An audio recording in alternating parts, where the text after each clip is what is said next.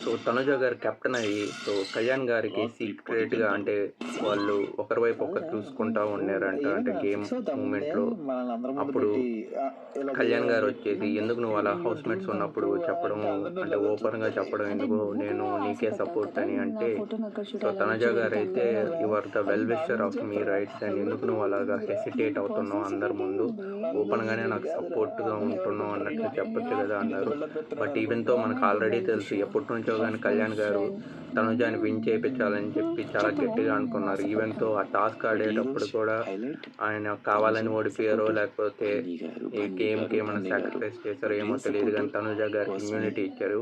ఇప్పుడు ఆ ఇమ్యూనిటీ బన్నీ వల్లే గోల్డ్ తనుజ సెక్రటరీ గారైతే డెమో ఫైనల్ గేమ్ టాస్క్‌లోనూ ఎంజీపీఆర్ విన్ అయ్యి చాలా గట్టి ఫైటే ఇచ్చింది అంటే నేను అది కూడా. బాగా తనుజాని సో, దువ్వెన ఫైనల్‌గా అయితే వచ్చి 10థ్ వీక్‌లో చేస్తాను అయితే తనుజ గారు ఫైట్ కెప్టెన్ అయిపోయారు. కమెంట్ సో, పెట్టడం బోట్ వీళ్ళిద్దరి ఉంటాయి కేరింగ్ అండ్ ఫ్రెండ్‌షిప్ చూస్తుంటే మీకేమనిపిస్తుందో కామెంట్